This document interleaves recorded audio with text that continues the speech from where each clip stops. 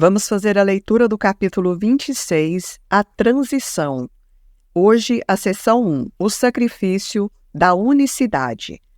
Na dinâmica do ataque, o sacrifício é uma ideia-chave, ou seja, é o pivô em cima do qual todas as transigências, todas as tentativas desesperadas de ganhar com uma barganha e todos os conflitos conseguem manter um aparente equilíbrio. É o símbolo do tema central, segundo o qual alguém tem que perder. Ele, evidentemente, focaliza o corpo, pois é sempre uma tentativa de limitar a perda. O corpo é um sacrifício em si mesmo, uma desistência do poder do Filho de Deus, em nome de salvar um pouco para si mesmo. Olha que incrível! O corpo em si mesmo, ele já é um sacrifício, ele é uma barreira, na tentativa de salvar um pouco daquilo que a gente pensa que a gente é, no caso, a personalidade humana, ou mesmo o ego. Ver um irmão em outro corpo separado do seu é a expressão do desejo de ver uma pequena parte dele e sacrificar o restante. Isto é a expressão do desejo de ver apenas aquilo que ele não é, que no caso é o corpo físico, e sacrificar o restante, que é o que ele realmente é, que no caso aqui é a essência crística. Olha para o mundo da forma e você nada verá, e estará ligado a nenhuma outra coisa além de si mesma. Nenhuma outra coisa que, nesse caso, são as ilusões, porque elas nada significam. Todas as entidades aparentes podem chegar um pouco mais perto ou se afastar um pouco mais, mas não podem se unir. Ele traz isso porque mesmo os corpos com os quais a gente pensa que estamos unidos, nunca se unem, porque somente as mentes têm esse poder de se unir e de estender, pois as mentes se comunicam o tempo todo. O mundo que você vê é baseado no sacrifício da unicidade. Trazendo em outras palavras, o mundo que a gente percebe, no caso, é baseado na separação, que é esse sacrifício da unicidade que está falando. É um retrato da desunião completa e da total falta de encontro.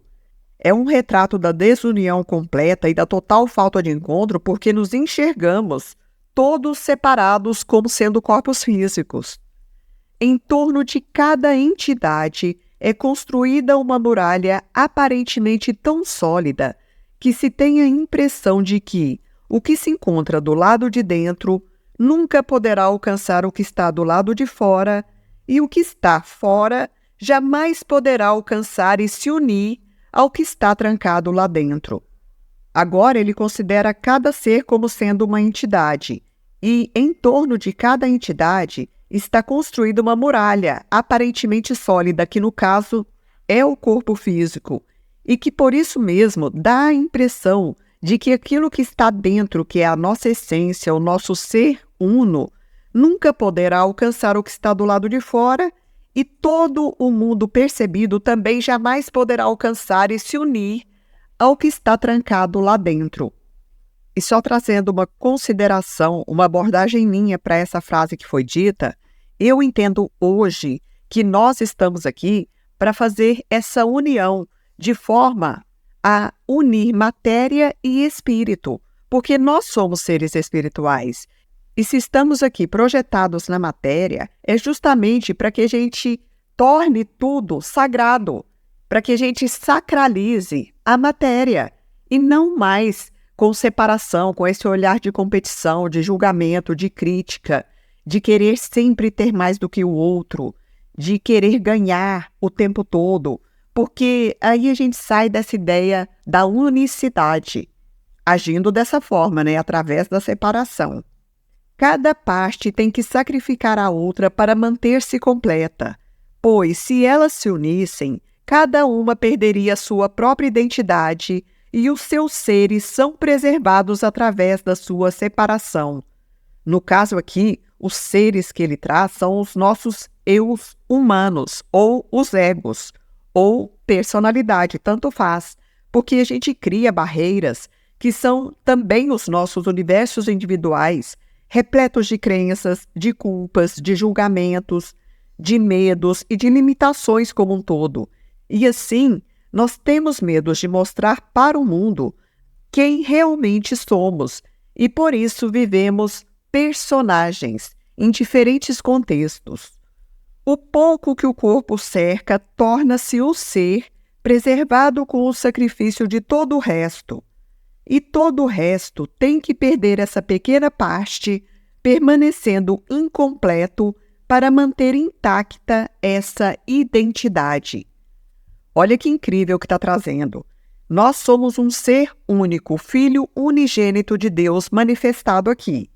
Mas quando muitos de nós se vê como seres separados, nós estamos fragmentando esse ser crístico, esse Filho único de Deus. E esse ser permanece incompleto para que a gente mantenha intacta as nossas personalidades individuais. E nessa percepção de ti mesmo, a perda do corpo seria de fato um sacrifício, pois ver apenas corpos vem a ser o sinal de que o sacrifício é limitado e alguma coisa ainda continua sendo só para você. E para que esse pouco te pertença, são traçados limites para todas as coisas do lado de fora, assim como há limites em todas as coisas que você pensa que são suas. Pois dar e receber são a mesma coisa, e aceitar os limites de um corpo é impor esses mesmos limites a cada irmão que você vê.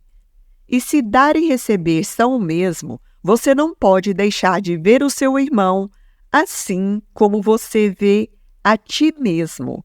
Ou seja, se a gente enxerga o outro como separado, nós também vamos nos enxergar como estando separado, pois o foco é colocado apenas no corpo físico, negando, no caso, a existência do ser crístico, que nos une a todos. O corpo é uma perda e pode ser sacrificado. E enquanto você vê o teu irmão como um corpo, separado de ti e separado em sua cela, que no caso aqui a cela, no meu entendimento, é o corpo físico, você está exigindo o sacrifício dele e de ti mesmo. Que sacrifício maior se poderia pedir do que fazer com que o Filho de Deus se perceba sem o seu Pai? E o seu Pai sem o seu Filho. Então, quando a gente se vê somente como corpos físicos, estamos sacrificando o Filho único de Deus, que é o Cristo, e também estamos sacrificando a presença do próprio Deus. No entanto, todo sacrifício exige que eles estejam separados, um sem o outro. A memória de Deus tem que ser negada se alguém pede qualquer sacrifício de qualquer coisa. Que testemunho da integridade do Filho de Deus pode ser visto dentro de um mundo de corpos separados, por mais que ele testemunhe a verdade? O Filho de Deus é invisível em tal mundo. Do mesmo modo, não se pode ouvir nada da sua canção de união e de amor. No entanto, é dado a ele fazer o mundo retroceder diante da sua canção, e vê-lo substitui os olhos do corpo. Do mesmo modo, não se pode ouvir nada da canção de união e amor, mas, porém, é dado a cada um de nós fazer um mundo de ilusões retroceder diante da canção de amor e de união, e ver o Filho de Deus, nesse sentido, vai substituir os olhos do corpo físico e abrir a nossa visão espiritual. Aqueles que querem ver os testemunhos da verdade, ao invés dos testemunhos das ilusões, meramente pede que sejam capazes de ver um propósito no mundo que lhe dê sentido e que o torne significativo. Sem acessar a sua função especial, esse mundo não tem significado para você. Entretanto, o mundo pode vir a ser a casa do tesouro, tão rica e tão ilimitada quanto o próprio céu. Nenhum instante se passa aqui sem que a santidade do seu irmão possa ser vista para acrescentar um estoque sem limites a todo mísero resto ou migalha de felicidade que você se permite ter. Desse modo, não tem sequer um instante aqui e que não esteja disponível olhar o outro, a santidade do outro, e reconhecer essa santidade, pois é isso que vai acrescentar um estoque ilimitado a todo o mísero mundo de migalhas de felicidade que nós nos permitimos ter. Você pode até perder de vista a unicidade, mas não pode sacrificar a sua realidade. Ele está trazendo que nós podemos até nunca compreender que realmente tem a unicidade, que ela existe, mas a unicidade é a única realidade. E nem pode perder aquilo que quer sacrificar, nem impedir que o Espírito Santo realize a tarefa dele de te mostrar que aquilo não foi perdido.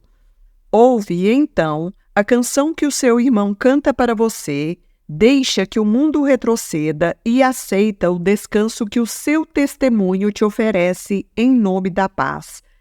Que o testemunho do outro em relação à unidade, à consciência crística, se manifeste em nome da paz. Mas não o julgue, não julgue o outro, pois, se assim o fizer, você não ouvirá nenhuma canção de liberação para você mesmo e nem verá o que é dado a ele testemunhar para que você possa vê-lo e se regozijar com ele. Não faça da sua santidade um sacrifício à sua crença no pecado. Em outras palavras, não distorça o ser divino que habita o outro em nome dos nossos apegos às crenças, que é a nossa crença no pecado. Se você sacrifica a inocência do outro junto com a sua, você morre a cada vez que vê nele um pecado que mereça a morte. Olha só, gente. Entretanto, a cada instante você pode renascer e receber a vida outra vez. Aqui o poder da escolha. A santidade do outro te dá vida, pois não pode morrer, porque a impecabilidade dele é conhecida por Deus e não pode ser sacrificada por você, do mesmo modo que a luz em ti não pode ser apagada porque o outro não a vê. Porque o outro não enxerga a nossa luz, não quer dizer que a nossa luz deixa de existir e que ela vai se apagar, porque ela não vai se apagar nunca.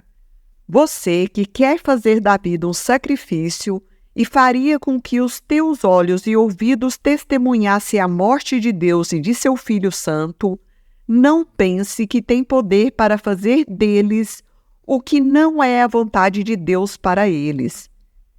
No céu, o Filho de Deus não está aprisionado em um corpo e nem é sacrificado para o pecado na solidão.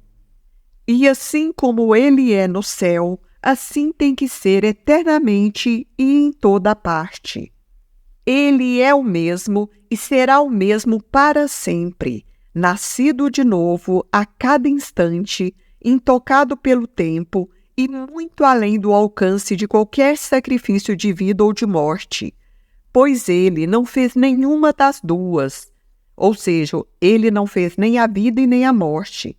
E só uma, que no caso é a vida, lhe foi dada por aquele que sabe que suas dádivas jamais poderão sofrer qualquer sacrifício ou qualquer perda. A justiça de Deus repousa gentilmente em seu Filho e o mantém a salvo de toda injustiça que o mundo quer colocar sobre ele. Seria possível fazer com que os pecados dele fossem realidade e, assim, sacrificar a vontade do seu Pai para ele? Está trazendo essa pergunta. Seria possível tornar verdadeiros os pecados do outro, tornar eles reais e, desse modo, sacrificar o que é a vontade de Deus para ele? Não condene o outro, vendo-o dentro de uma prisão que está apodrecendo, onde ele se vê, que no caso é no corpo físico. É a tua função especial garantir que a porta seja aberta para que ele possa dar um passo à frente e derramar sua luz sobre ti, devolvendo-te a dádiva da liberdade por recebê-la de ti.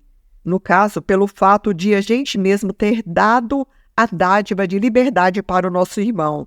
Desse modo, a gente vai receber essa mesma dádiva de liberdade. Qual é a função especial do Espírito Santo, senão a de liberar o Filho Santo de Deus da prisão que ele fez para se manter afastado da justiça? É uma pergunta. Seria possível que a sua função fosse uma tarefa à parte e separada da função do Espírito Santo?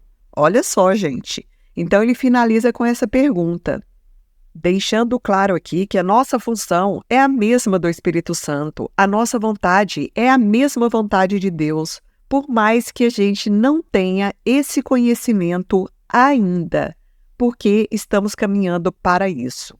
Fim da leitura do livro-texto.